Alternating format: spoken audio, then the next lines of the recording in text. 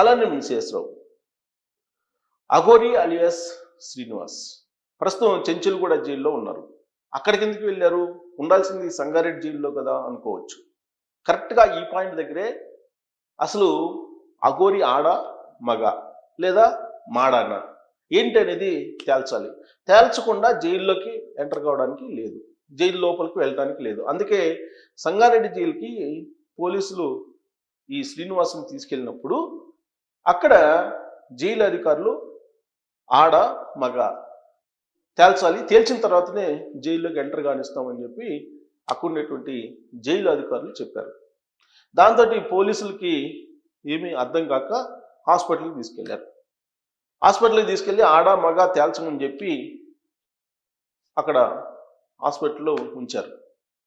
లాస్ట్కి రేత్రి మొత్తం ఎక్కడ ఉంచాలి? అఘోరి అలియాస్ శ్రీనివాస్ని అని చెప్పి తలబట్టుకున్నారు పోలీసులు. చివరికి ఉన్నతాధికారులు ఒక నిర్ణయం తీసుకున్నారు, చెంచులగూడ జైలుకి తీసుకెళ్ళిపోండి అని. చెంచులగూడ జైల్లో ఆడ మగ కానిటువంటి వాళ్ళకి ఒక సపరేట్ బ్యారక్స్ ఉంటాయి ట్రాన్స్జెండర్లకి.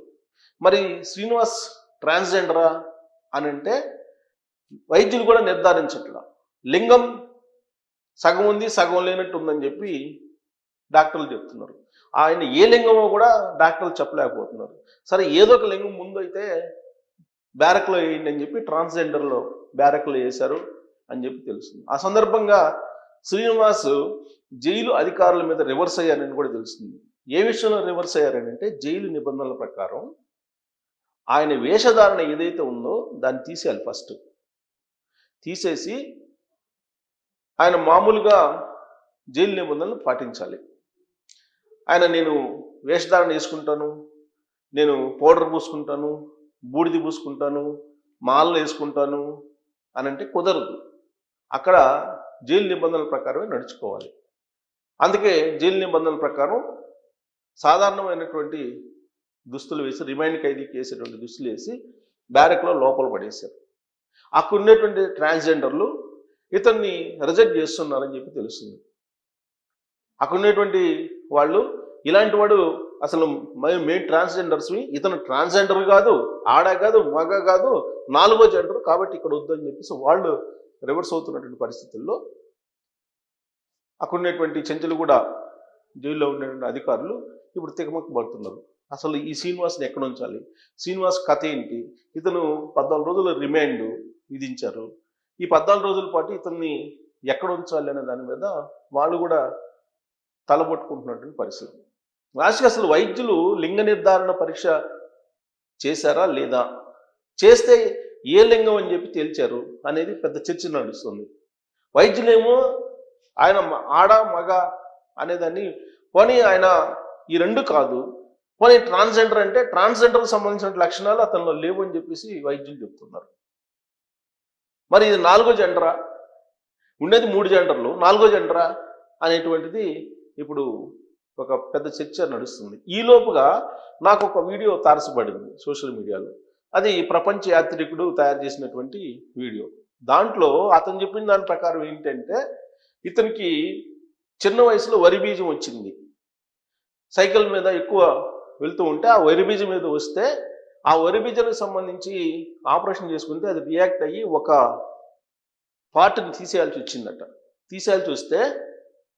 తీసేస్తే అది ఇన్ఫెక్షన్ అయ్యి 2వ పార్ట్ని కూడా తీసేయాల్సి వచ్చిందంట. ఈ 2వ పార్ట్ని తీసేసేటప్పటికి లింగానికి అటాక్ అయింది ఇన్ఫెక్షన్. ఆ లింగాన్ని కూడా తీసేసేటువంటి పరిస్థితుల్లో ఆర్థిక ఇబ్బందుల్ని క్రమంలో చికిత్స చేసుకోలేక ముంబై వెళ్ళిపోయాడు, పారిపోయి ముంబైలో అక్కడ ఉన్నటువంటి ట్రాన్స్జెండర్స్ని పట్టుకొని ఏదో ఆపరేషన్ చేయించుకొని ట్రాన్స్జెండర్గా అవతారం ఎత్తారు అనేది అతను ప్రపంచ యాత్రికుడు తన వీడియోలో చెప్పినటువంటి ఒక వర్షన్.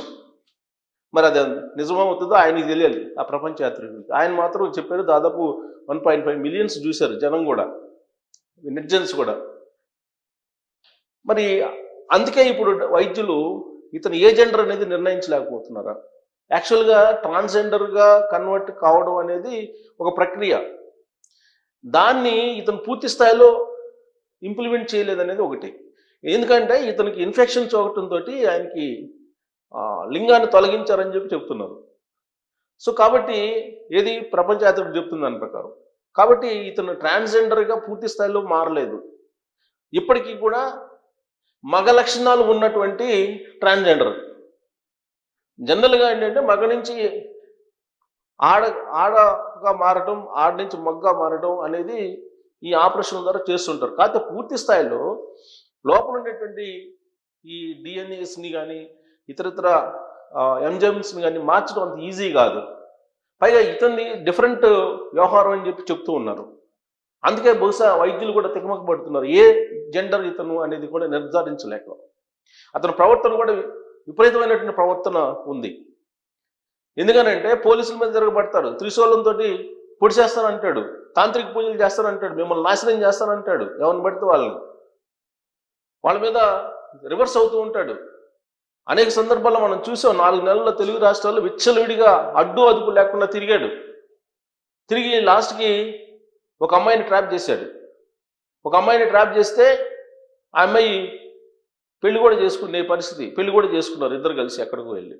అయితే ఒకటేంటంటే ఇదేదో తాంత్రిక పూజలు చేస్తారు, లేదంటే రకరకాల పూజలు చేసి ఉండేటువంటి దుష్టశక్తుల్ని పోగొడతాడని చెప్పేసి ఈ వేషం చూసిన తర్వాత మోకిలలో ఉండేటువంటి ఒక మహిళ విడతల వారీగా 10 లక్షల రూపాయలు ఇచ్చింది.